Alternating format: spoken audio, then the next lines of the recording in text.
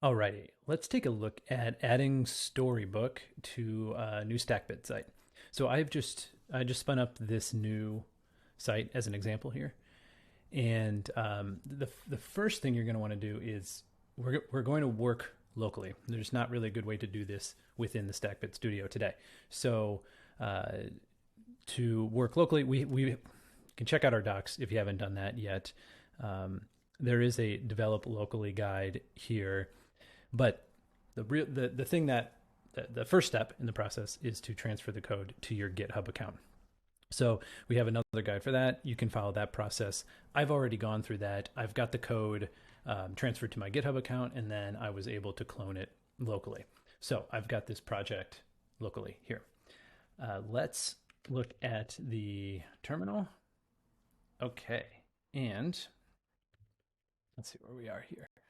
All right, so I have some lingering changes just because I went through this once to make sure it would work okay, but I think we're good. We can dive in now. Okay, so first step, I've got this.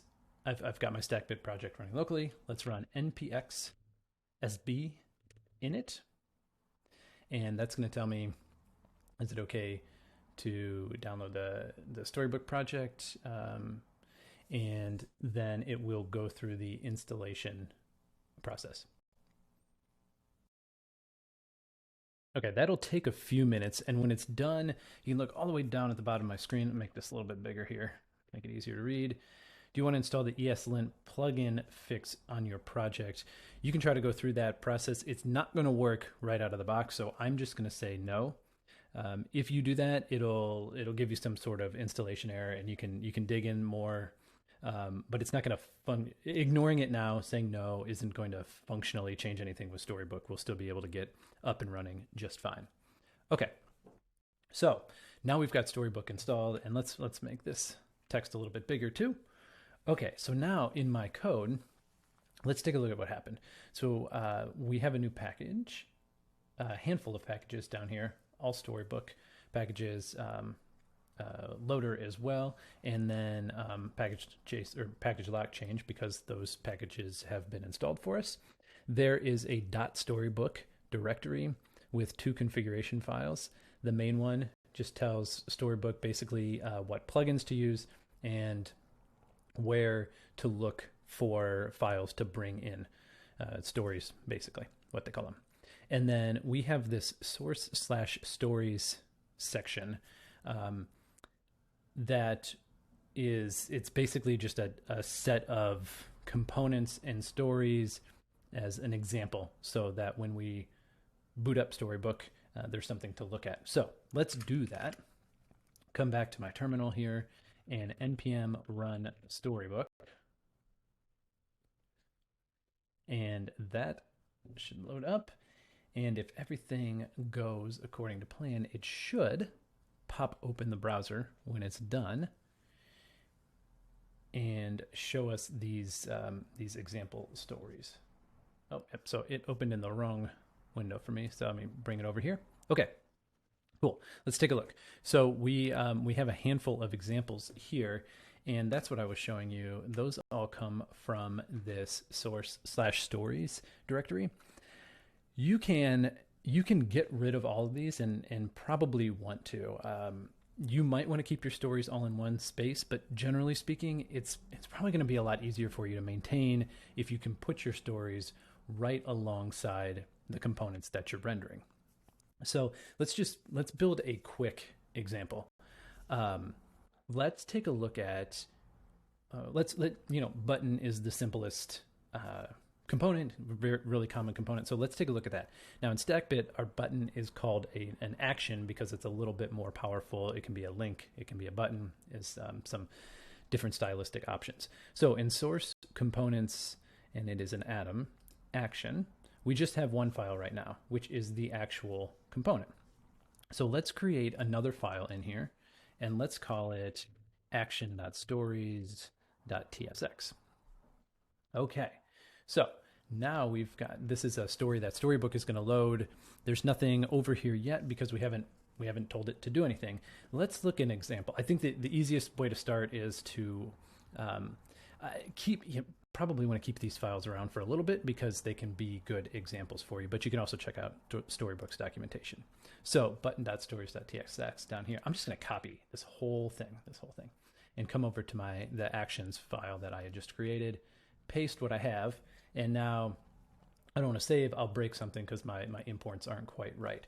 So let's do action is the default export from that component, and we can just do dot. You can also do dot/index if you really want. So let's do dot there, and then this default export is going to tell Storybook where to render these stories. And let's say instead of example button, how about maybe we want a new section. We'll call it components, and we'll call it action. And then all my instances of button, let's just go ahead and change to action. Okay, so we can, in fact, let's get rid of all these comments so it's a little bit easier to read here. And okay, so then that's our default export. We then instantiate a template, which is a component story, and we can build the stories from there. Let's get rid of everything except one so we can kind of take a look at it. And instead of calling it primary, let's go ahead and call it button. We'll just call it basic button. And now you can set the props that would get sent to that component. So if I come back to my button, we can kind of look at what are some of the props that it's using. Type, label, show icon. Okay, so we probably want type, label.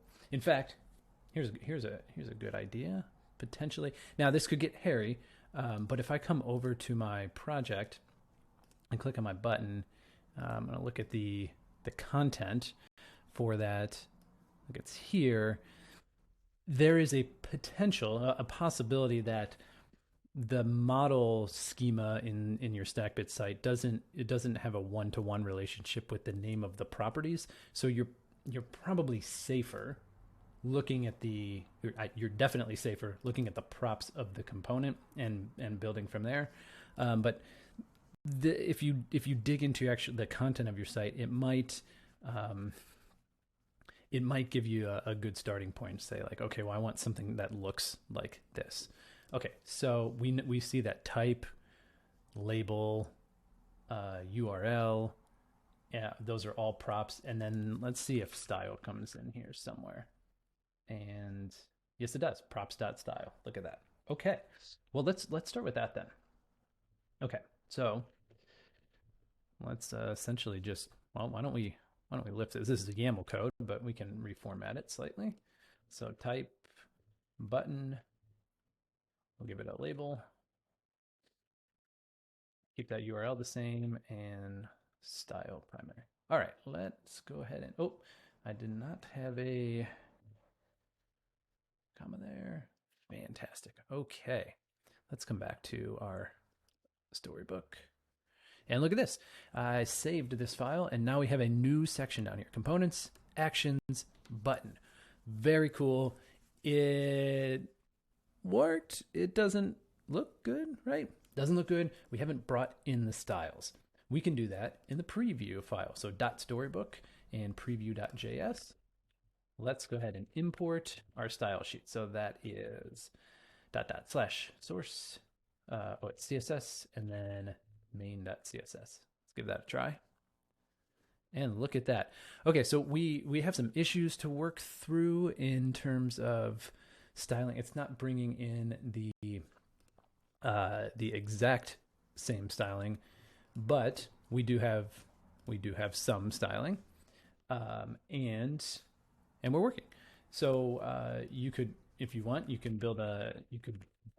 build another story. You could say, hey, maybe I want an icon button, and so we'll say show icon, true icon, Twitter, and maybe we change the label to Twitter, something like that. Save that. Automatically pops up here, and fantastic. Okay. Last thing I want to mention is we can, you don't just have to use TypeScript files, JavaScript files. If you look back in the .storybook/main, you can see that it's also looking for MDX files. And a good example is if you look at the default introduction, there's a whole bunch of stuff going on here. So it's bringing in SVGs. It is setting a bunch of styles, and then it's just content. It's markdown content, but with components embedded. And so we could, let's create another file here called button.stories, and instead of TSX or JSX, it's MDX. And then what we want to put here is meta at the top, meta, and I think it's title, and then this will be our section as well. So components, and let's say we wanted a button, and then let's import, well, it's action again from this directory. And now what you could do is you can write any content you want. So instead of, you can bring in stories the way we have previously with using TypeScript, or if you just want one page, you could write styles in here. You could import styles. You could say, here's some text about buttons, and then you can drop your button in there. So that was type button label equals get started. Style was primary, and just a generic or homepage URL. Save that, and we had a new story pop up over here. Click that, and there we go. We got the content right there. So lots you can do with Storybook. You can check out their docs for more information. And as a follow-up here, I'll dig in and see if I can figure out exactly what's going on with the styles. But this should be enough to hopefully get you started and rolling.